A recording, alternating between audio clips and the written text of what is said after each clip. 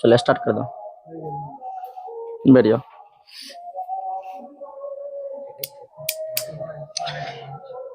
आइए जानते हैं केमिस्ट्री में धातु, अधातु एवं उपधातु। धातु क्या है, अधातु क्या है, उपधातु क्या है। आज तीनों को हम डिटेल से जानेंगे और समझने की कोशिश भी करेंगे कि आखिर धातु क्या है, अधातु क्या है और उपधातु क्या है। देखिए, धातु का परिभाषा कोई भारी भरकम सा नहीं है और अधातु का भी कोई परिभाषा भारी नहीं है। उपधातु और ये दोनों को समझ जाएंगे तो उपधातु आप ऐसे समझ जाएंगे। ये धातु क्या होता है।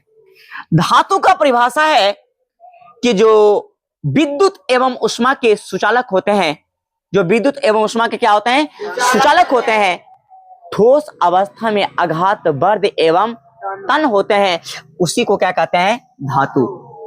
धातु किसे कहते हैं, जो विद्युत एवं ऊष्मा के क्या होते हैं, सुचालक। जो विद्युत एवं ऊष्मा, जो विद्युत एवं ऊष्मा, जो विद्युत एवं ऊष्मा के क्या होते हैं, सुचालक। सर सुचालक से क्या मतलब है, सुचालक से मतलब यह है कि जब इसमें करंट दिया जाता है तो करंट का भी प्रवाह हो जाता है। यानी एक भाग में अगर धातु में करंट सटाया जाता है तो उसके दूसरे हिस्से में करंट पहुंच जाता है। या कोई भी अगर रड है या कोई छड़ है, कोई धातु का बना हुआ है, अगर एक हिस्सा में अगर उसे तुम करंट दोगे तो दूसरे हिस्सा में भी क्या होता, करंट पहुंच जाता है। इसका मतलब हुआ विद्युत का सुचालक। लेकिन अगर तुमने क्या किया कि एक हिस्से को अगर तुमने गर्म करना शुरू किया, अगर वो गर्म करने के बाद अगर दूसरे हिस्सा भी गर्म हो गया, हीट हो गया, इसका मतलब समझ जाओ कि ऊष्मा का क्या है, सुचालक है। क्या है, ऊष्मा का सुचालक है। बात समझ में आ गया। आप देखते होंगे कभी कभी घरों में कुछ ऐसी चीजें होती है, ऐसी वस्तुएं होती है कि अगर आप देखते हैं कि अगर खाना ही बनाते हैं तो अगर धातु के बनी हुई है तो अगर क्या करते हैं कि डेगची पर अगर रख देते हैं, बर्तन पर रख देते हैं, तो उसके साथ साथ क्या होती है, बोलो ने, वो छोलनी या फिर डब्बू, वो सब क्या होता है, गर्म हो जाता है। इसका मतलब ये हुआ कि एक भाग से दूसरे भागों में क्या हुआ, उसका स्थानांतरण हुआ। किसका, ऊष्मा का। इसका मतलब विद्युत ऊष्मा दोनों का क्या है, सुचालक है। और क्या कहा परिभाषा कि विद्युत एवं ऊष्मा के सुचालक तो होते ही हैं, लेकिन इसके साथ साथ आपको एक बात और पता होना चाहिए कि जिसको पीटने पर आघात वर्ध एवं तनो, आघात वर्ध तन का मतलब यह हुआ, आघात वर्ध से मतलब हुआ कि जिसके पीटने पर चौड़ा हो जाए, इसको पीटने पर क्या हो जाए, चौड़ा। तो अगर पीटने पर चौड़ा हो जाएगा तो फिर क्या समझना कि वह क्या है, धातु है और वो आघात बर्ता का गुण है। लेकिन अगर पीटने पर लंबाई अगर लंबा हो जाता तो इसको क्या कहते हैं, तन्यता का गुण। क्या कहते हैं, तन्यता। अगर किसी को जब क्या होता है कि पीटने के बाद अगर लंबे तार के रूप में प्राप्त हो जाता तो इस गुण को क्या कहते हैं, तन्यता। अगर पीटने के बाद किसी धातु को लंबे तार के रूप में प्राप्त होता है उसे क्या कहते हैं, तन्यता।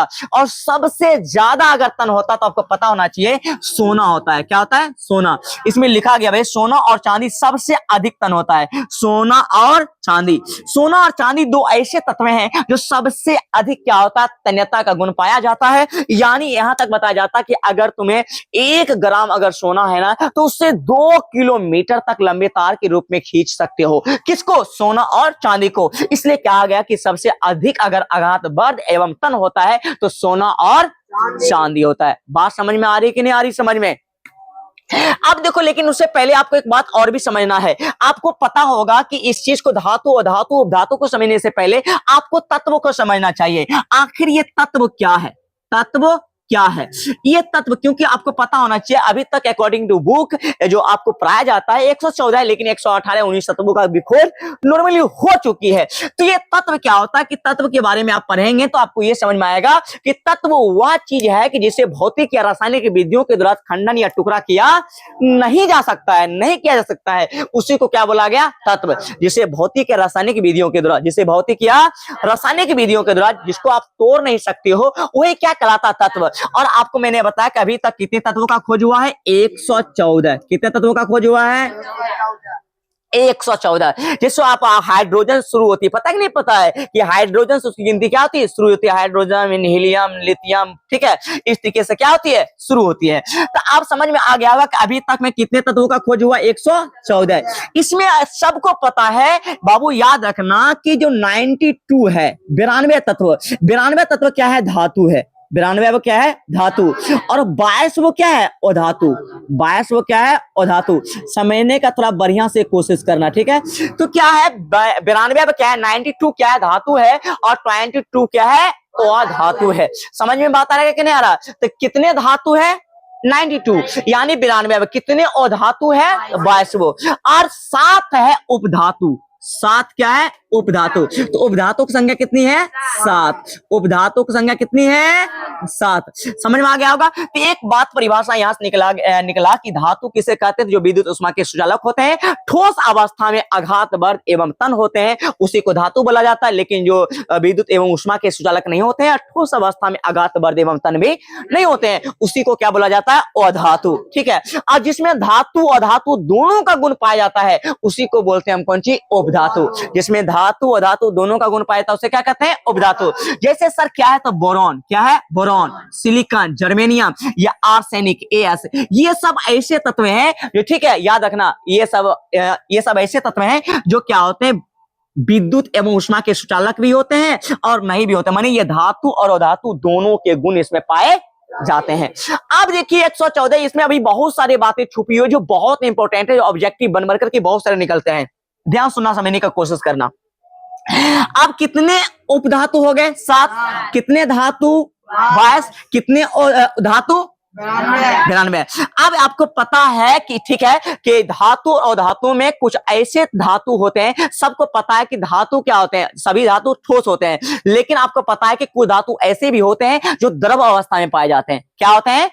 सभी धातु क्या होते हैं? लगभग बताया जाता है कि ठोस जितने भी धातु होते हैं लगभग ठोस होते हैं, लेकिन कुछ एक्सेप्शनल है, अपवाद है, जो क्या होते हैं? द्रव अवस्था में होते हैं, मोलायम भी होते हैं। जैसे बताया जाता है पारा के बारे में। किसके बारे में? पारा। बहुत इंपॉर्टेंट ऑब्जेक्टिव, याद रखना। पारा, पारा को मरकरी भी बोला जाता है। क्या बोला जाता है? मरकरी। कौन सी रे? मरकरी। याद रखना, ये मरकरी एक ऐसा तत्व है जो धातु है, लेकिन धातु होने के साथ भी यह किस अवस्था में पाया जाता है? द्रव अवस्था में। किस अवस्था में? ऑब्जेक्टिव पूछता है एग्जाम में, बिहार बोर्ड में ऑब्जेक्टिव पूछा जाता है, बहुत इंपॉर्टेंट ऑब्जेक्टिव माना जाता है कि कौन ऐसा तत्व है, कौन ऐसा धातु है जो किस अवस्था में पाया जाता है? द्रव अवस्था में। किस अवस्था में? ठीक है। कौन ऐसा धातु जो द्रव अवस्था में पाया जाता है? पारा। और देखो अधातु, अधातु के बारे में बताया जाता है, याद रखना कि अधातु भी आप समझ, अधातु सभी धातु अधातु ठोस नहीं होते हैं, सभी अधातु ठोस नहीं होते हैं, लेकिन आप समझ लो कि हीरा एक ऐसा अपवाद है। हीरा, ठीक है, हीरा एक एक्सेप्शनल है, अपवाद है, जो सबसे ज्यादा अगर कोई कठोर होता है तो किसमें होता है? हीरा में। बहुत इंपॉर्टेंट ऑब्जेक्टिव है, बिहार बोर्ड में कई बार पूछा हुआ क्वेश्चन है कि बताओ कि सबसे ज्यादा कठोर पदार्थ क्या होता है? हीरा। सबसे कठोर क्या होता है? हीरा। ठीक है। अच्छा, कौन ऐसा धातु है जो द्रव अवस्था में पाया जाता है? क्या होगा? पारा। अब देखो अधातु के बारे में सुनना, ध्यान समझना। अधातु में आता है ब्रोमीन। कौन सी? ब्रोमीन। ब्रोमीन एक ऐसा तत्व है, ब्रोमीन एक ऐसा अधातु है जो किस अवस्था में पाया जाता है? द्रव अवस्था में। किस अवस्था में? हाँ, बहुत इंपॉर्टेंट ऑब्जेक्टिव, बहुत। देखना ये सब क्वेश्चन इस चैप्टर से यही सब रहता है, अगर ऑब्जेक्टिव बनेगा तो सब नॉर्मली रहता ही है। और देखोगे कई बार एग्जाम में पूछा गया क्वेश्चन है कि कौन ऐसा धातु जो द्रव अवस्था में पाया जाता है? क्या बोलोगे? ब्रोमीन। क्या होगा? ब्रोमीन। और कौन ऐसा धातु जो द्रव अवस्था में पाया जाता है? क्या होगा? पारा। क्या होगा? पारा। समझ में आता है कि ना? कौन सा ऐसा धातु जो द्रव अवस्था में पाया जाता है? पारा। कौन ऐसा धातु जो द्रव अवस्था में पाया जाता है? ब्रोमीन। सबसे कठोर धातु का नाम बताओगे तो क्या होगा? हीरा। सबसे कठोर क्या होता है? हीरा। अब देखना, लेकिन इसमें एक बात और है कि आपको पता होना चाहिए, ग्रेफाइट। कौन सी? ग्रेफाइट। भाई ग्रेफाइट क्या है? ग्रेफाइट याद रखना अधातु है। ग्रेफाइट क्या है? अधातु है। लेकिन ग्रेफाइट अधातु होने के बावजूद भी यह धातु होते हैं। क्या होते हैं? ठीक है। यानी याद रखना कि ग्रेफाइट क्या? ग्रेफाइट अधातु होते हैं, लेकिन विद्युत एवं ऊष्मा के सुचालक होते हैं। ऐसा ऑब्जेक्टिव, यही सब जो मतलब जो दिमाग से बाहर लगता है वही ऑब्जेक्टिव आता है कि कहेगा कौन ऐसा धातु है जो विद्युत एवं ऊष्मा के सुचालक होते हैं। जो विद्युत एवं ऊष्मा के क्या होते हैं भाई साहब? सुचालक। तो उसे क्या बोलोगे? ग्रेफाइट। ये एक्सेप्शनल है, अपवाद है, याद रखना, ये अपवाद ही एग्जाम में पूछे जाते हैं। हाँ, तो क्या बोले कि ऐसा कौन धातु है जो विद्युत एवं ऊष्मा के सुचालक होते हैं? तो क्या बोलोगे? ग्रेफाइट। क्या बोलोगे? बोलबो करोगे। कहेगा कौन सा ऐसा धातु जो विद्युत ऊष्मा सुचालक होता है? क्या बोलोगे? ग्रेफाइट। क्या होता है? ग्रेफाइट। बात समझ में आ रही कि नहीं आ रही है? अभी देखो बहुत सारा चीज लिखा हुआ है जिसको हमें समझना है, और ये सारी चीज को अगर आप याद रखते हो तो मैं दावे के साथ कर सकता हूं इस लेसन से ऑब्जेक्टिव आपको छूटेगा नहीं। अब देखो याद रखो, कुछ ऐसे भी धातु होते हैं, कुछ ऐसे भी धातु जो मुलायम होते हैं, जिसको चाकू से सरलता से काटा जा सकता है। अब वो कौन है भाई? वो है सोडियम और potassium, sodium potassium magnesium, sodium potassium और मैग्नीशियम। सोडियम है, सोडियम को हम Na भी बोलते हैं, सोडियम क्या बोलते हैं? Na। सोडियम पोटेशियम, पोटेशियम को K भी बोलते हैं, पोटेशियम क्या बोलते हैं? ठीक है। और कौन सी? मैग्नीशियम। कौन सी रे? मैग्नीशियम। सोडियम पोटेशियम और magnesium, sodium potassium magnesium, sodium potassium magnesium, ये मुलायम होते हैं। क्या होते हैं भाई साहब? मुलायम। कैसे होते हैं? मुलायम।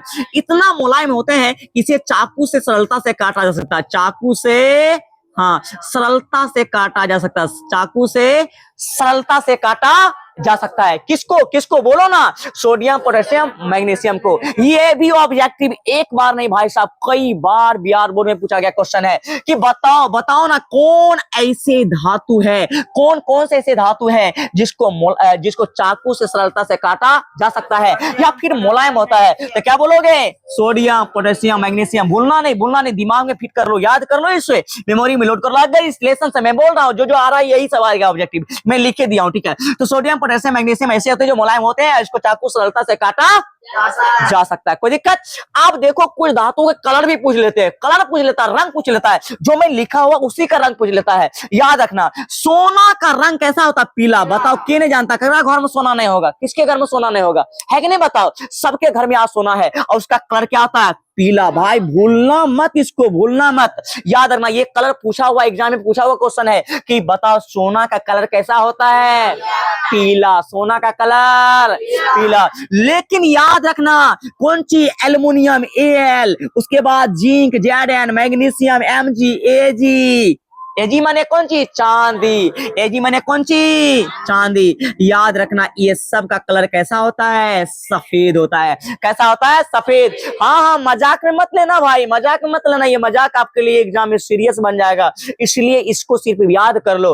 कौन सी? हाँ बोलो तो क्या हो गया? Al। Al माने एल्यूमिनियम, Zn माने जिंक, Mg माने मैग्नीशियम, Ag माने चांदी। ये सब का कलर कैसा होता है? सफेद होता है। ये सब का कलर कैसा होता है? सफेद। बुलबुल करेगा। सोना का कलर कैसा होता है? चांदी कलर। बताओ। मैग्नीशियम कलर, एल्युमिनियम कलर, चांदी कलर, जिंक कलर, ये सब का कलर सफेद होता है। भूलना नहीं, भूल से भी मत भूलना। आगे तांबा के बारे में बताया गया, ये लाल भूरा होता है। तांबा कैसा होता है? लाल भूरा। तांबा का कलर लाल भूरा, तांबा का कलर। हाँ, अब आगे आपको मैंने बता ही दिया कि सोना और चांदी जो सबसे अधिक और आघातवर्ध भी होता है, सबसे ज्यादा तन भी होता है, सबसे ज्यादा आघातवर्ध भी होता है।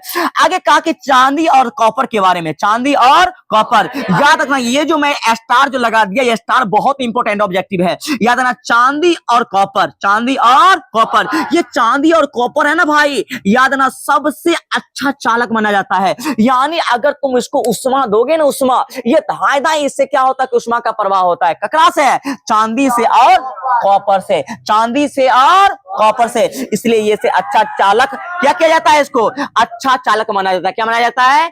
अच्छा चालक। कहने से मतलब ये हुआ कि अगर देखना कि जो होते हैं इलेक्ट्रॉनिक्स पार्ट्स होते हैं जो बहुत कीमती होते हैं, उस पार्ट में चांदी का उपयोग किया जाता है। जो आपके मोबाइल्स होते हैं, ठीक है, उस मोबाइल में भी जो होते हैं कि मतलब चांदी का यूज किया जाता है। इसलिए आप क्या करते हैं? आप देखते होंगे आसपास में क्या करता है, कहता कि मोबाइल से गिलास बदलो, मोबाइल से गिलास बदलो। आप तो आसानी से बदल लेते हैं, आपको पता नहीं है उस मोबाइल में सोना और चांदी के भी पार्ट लगे हुए होते हैं, जो हुआ आसानी से क्या करते हैं? निकाल लेते हैं और आपको एक दो गिलास थमा देता है, वही हम खुश हो जाता है।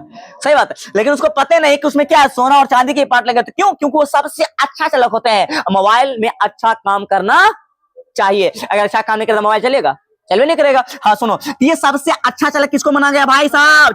चांदी कॉपर को। चांदी और सबसे अच्छा चालक बोल रहे, चांदी और कॉपर को। हाँ, आगे याद रखना लेड को सीसा भी बोलते हैं, लेड को सीसा, और पारा को मरकरी बोले थे, उस समय भी बोले पारा को मरकरी भी। ये सबसे कम चालक होते हैं, सबसे कम चालक। इसलिए देखता होगा कौन सी शीशा का, अगर जब भी कोई दुकान में जहाँ चाय वो मिलते हैं, वहाँ अक्सर जो चाय पीने वाला गिलास होता है वो शीशा का होता है, ताकि लोग हाथ में पकड़ लेता तो ज्यादा गर्म होता नहीं है, क्योंकि उसमें उष्मा आसानी से प्रवाहित नहीं होता है। ठीक है, वो सबसे कम चालक इसको माना गया। यहाँ तक कभी कभी केमिस्ट्री तो नगण्य बोलता नहीं के बराबर होता है, लेकिन थोड़ा सा होता है, लिहाजा ना इसलिए बोला गया सबसे कम चालक होता है। कौन सी बोले रे?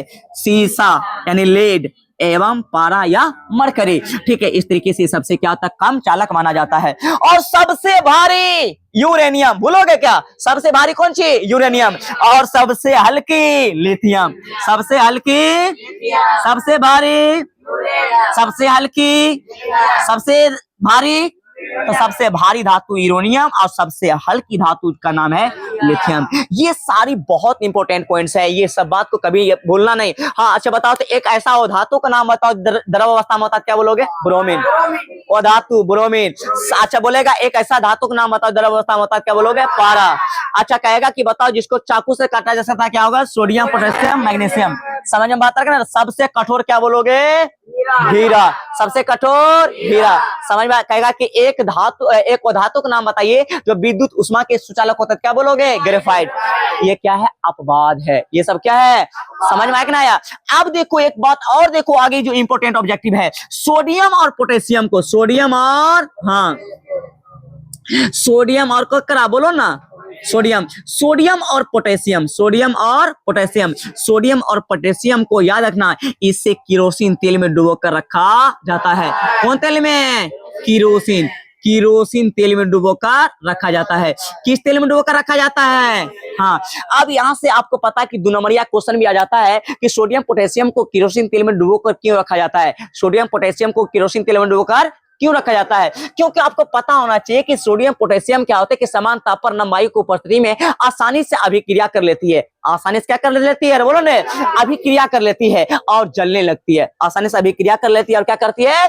जलने लगती है। लेकिन किरोसिन तेल में ना तो घुलती है और ना ही मिलती है, इसलिए उसे सुरक्षित रखने के लिए क्या किया जाता है?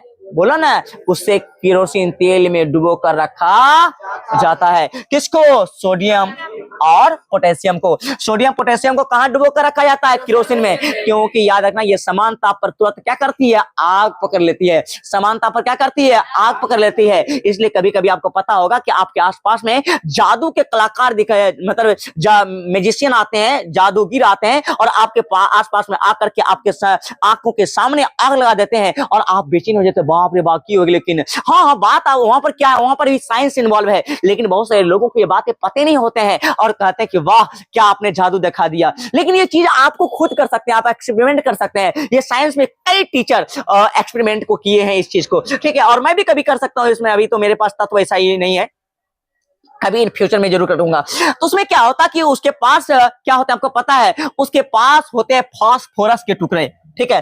फास्फोरस को पानी में डुबो कर रखा जाता है। फास्फोरस को क्या काम डुबो कर रखा जाता है? हाँ फास्फोरस, फास्फोरस, फास्फोरस को कहां डुबो कर रखा जाता है? अरे हाँ, फास्फोरस को पानी में डुबो कर रखा जाता है। फास्फोरस को कहां में? यो व्यक्ति आएगा कि फास्फोरस को कहां डुबो कर रखा जाता है? पानी में। पानी में इसलिए डुबो कर रखा जाता है कि जहां वायुमंडल निकला आग लगेगा, वायुमंडल में निकलेगा समानता पर आग पकड़ लेगा, इसलिए उसे पानी में डुबो कर रखा जाता है।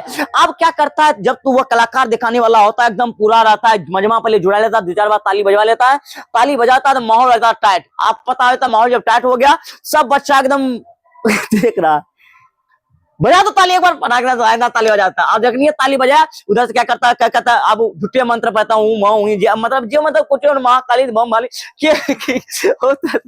कौन सी बोलता है, लोग के समझ में नहीं आता है। और क्या करेगा, बैग से नहीं जाकर निकाल कर चुपचाप देखो अभी 1 सेकंड मांग लेगा, बस निकलेगा चरसना, क्या करेगा उसमें धर देता है। जखनी धरता तो पता कि टेम्परेचर, नॉर्मल टेम्परेचर में क्या लगेगी? आग लग जाएगी। कौन सी में? फास्फोरस में। सब लोग तो आग लगा दिल तो आग लगा, बच्चा तारा कुछ आग लगा दिल, पूरा गाँव जाए कि का बुढ़िया देखे जादू, जादू सुना देख ली, जिंदगी में देखे तुम्हारा। लेकिन उसको पता नहीं कि किसका कमाल है, फास्फोरस का। ये जादू आप भी दिखा सकते हैं घर में और आप बुर्बक बना सकते हैं लोगों को। कहेगा तूने जादू दिखाई दे, वो कितना जादू दिखाता भी है। आप क्या करिए, फास्फोरस का थोड़ा सा टुकड़ा, लेकिन याद रखिए आप ये गलती करिएगा नहीं। वो तो सियाना होता है, क्या करता, तुरंत निकालता, तुरंत क्या करता, जाकर के रख लेता है। अगर थोड़ा देर भी अगर आप पहले, आपको पता कि पहले जो माचिस बनाया जाता था मार्केट में, वो सफेद फास्फोरस का बनाया जाता था, जो बहुत हानिकारक होता था। लेकिन आज लाल फास्फोरस का बनाया जाता है, इसलिए तो उसका तापमान क्या कर दिया जाता है, लाल रंग दे करके कलर को, माने उसके तापमान को, उसके ज्वलन ताप को क्या किया जाता है, बढ़ा दिया जाता है। घटाएगा तो तुरंत आग लग जाएगा। उसके ज्वलन ताप को क्या किया जाता है, बढ़ा दिया जाता है। नहीं तो पहले माचिस रखता था घर में, अपने आप आग लग जाता था, इसलिए वो माचिस क्या कर दिया गया, बंद कर दिया गया। तो समझ में आ जाना चाहिए कि फास्फोरस को कहां डुबो कर रखा जाता है, पानी में। लेकिन सोडियम पोटेशियम मैग्नीशियम को सोडियम पोटेशियम को कहां डुबो कर रखा जाता है, केरोसिन में। कहां में, केरोसिन में। ये सब बहुत ही इंपॉर्टेंट ऑब्जेक्टिव माना जाता है। किस चैप्टर के लिए, धातु और अधातु चैप्टर के लिए। अब एक बात याद रखना, इसी चैप्टर में आपको आएंगे जो बहुत इंपॉर्टेंट क्वेश्चन माने जाते हैं कि सोडियम को केरोसिन तेल में डुबोकर, बहुत इंपॉर्टेंट क्वेश्चन माना जाता है। उसके बाद याद रखना एक और क्वेश्चन है, सुनो, कि धातु का गलनांक क्वथनांक उच्च क्यों होता है। धातु का गलनांक एवं क्वथनांक, गलनांक एवं, हाँ, धातु का गलनांक एवं क्वथनांक क्या होता है, उच्च होता है। धातु का गलनांक एवं क्वथनांक, गलनांक एवं क्वथनांक क्या होते हैं, उच्च होते हैं। धातु गलनांक एवं क्वथनांक क्या होते हैं, उच्च होते हैं। ये बात आपको पता है, ये बहुत इंपॉर्टेंट क्वेश्चन भी है कि नहीं, बताओ। ये धातु का गलनांक एवं क्वथनांक क्या होते हैं, उच्च होते हैं। क्यों, आपको पता है कि कोई भी धातु जो होते हैं वो एक दूसरे से विद्युत आकर्षण बल के द्वारा काफी मजबूती के साथ क्या होते हैं, जुड़े होते हैं। कोई भी धातु एक दूसरे से क्या होते हैं, बोलो ने, विद्युत आकर्षण बल के द्वारा एक दूसरे के साथ मजबूती के साथ जुड़ा हुआ होता है।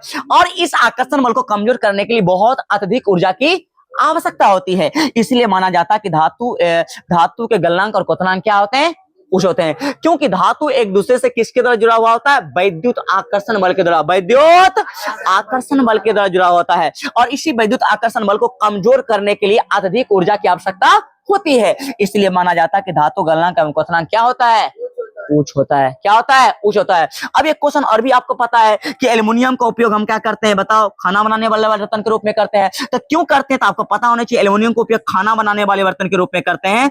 इसलिए करते हैं खाना बनाने वाले बर्तन के रूप में क्योंकि यह उष्मा का अच्छा चालक होता है। क्योंकि उष्मा का अच्छा चालक होता है। क्या होता है, उष्मा का अच्छा चालक होता है, जिसके कारण भोजन क्या होता है, आसानी से बन जाता है। इसलिए क्या करता है, एल्युमिनियम का उपयोग खाना बनाने वाले बर्तन के रूप में करते हैं। एक क्वेश्चन और इंपॉर्टेंट है कि सोना चांदी का उपयोग क्या करते हैं, आभूषण बनाने के लिए उपयोग करते हैं। आभूषण समझ, जेवर जेवरात बनाने में उपयोग करते हैं। भाई क्यों करते हैं, क्योंकि आपको पता होना चाहिए कि सोना और चांदी बहुत कम अभिक्रियाशील होती है। बहुत कम अभिक्रियाशील का मतलब यह हुआ कि वो वायुमंडल में रहने के बाद ही अभिक्रिया नहीं करेगी। जना कि आपको पता है लोहा है, लोहा में तुरंत जंग लग जाता है। लेकिन आपको पता है कई महीनों से महिलाएं लोग क्या करती है, जेवर जेवरात पहने रहती है, तो चमचमाटी बहुत सनक लगती है, देखने में बढ़िया लगती है, लगती नहीं लगती है।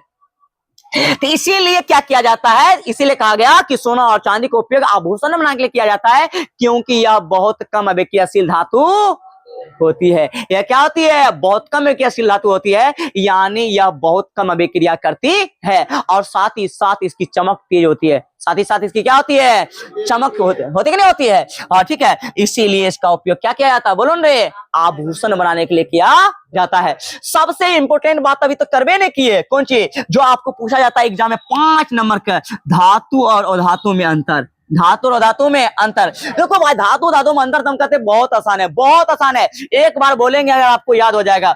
आपको पता होना चाहिए जितने भी धातु होते हैं ना, धातु चमकदार होती है। धातु क्या होती है, चमकदार।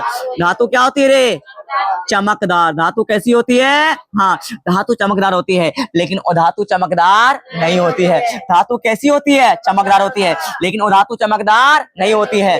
दूसरा अगर याद रखोगे, याद रखना बढ़िया से, धातु विद्युत उष्मा के सुचालक होते हैं। धातु विद्युत उष्मा के क्या होते हैं, हाँ, धातु विद्युत उष्मा के क्या होते हैं, सुचालक होते हैं, लेकिन अधातु विद्युत उष्मा के सुचालक नहीं होते हैं। धातु विद्युत उष्मा के सुचालक होते हैं, अधातु विद्युत उष्मा के सुचालक नहीं होते हैं। याद रखना, मैं आपको अंतर बता रहा हूँ, लिख लेना। यहाँ पर तो स्पेस नहीं है, जगह नहीं है, जिसके कारण मैं लिख नहीं पाऊंगा, लेकिन सुन करके बढ़िया से लिख लेना इसको। हाँ, क्या तो क्या बोले, धातु क्या होती है, चमकदार होती है, और धातु चमकदार नहीं होती है। या विद्युत एवं उष्मा के सुचालक होती है, या विद्युत उष्मा के सुचालक, या विद्युत उष्मा के सुचालक होती है, या विद्युत उष्मा के सुचालक नहीं होती है। या आघात वर्ध एवं तन होती है, या आघात वर्ध एवं तन नहीं होती है। या आघात वर्ध एवं, या आघात वर्ध एवं तन नहीं होती है। क्या मंत्र बोल दिए अभी, क्या मंत्र हो गया, 3 मंत्र हो गया। तो क्या बोल दिया, एक नंबर फिर से बताओ तो। पहला, धातु चमकदार होती है और धातु चमकदार नहीं होती है। अच्छा, इसके बाद क्या बोले, या विद्युत उष्मा के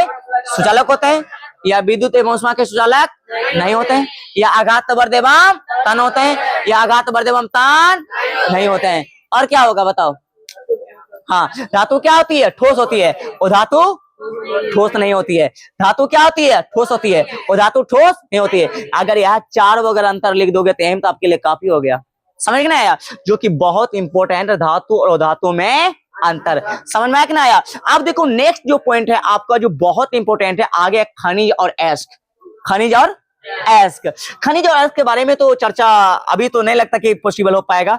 तो सेकंड क्लास में मैं कोशिश करूंगा कि खनिज और एस्क के बारे में बताने के लिए और भर्जन निष्ठापन में अंतर करने के लिए। ठीक है, खनिज और एस्क में अंतर भी बहुत इंपॉर्टेंट है और भर्जन निष्ठापन में अंतर क्या है? बहुत इंपॉर्टेंट है। मैं कोशिश करूंगा सेकंड क्लास में इसको बता देने का। ठीक है, तो आज तक यहीं तक 8:14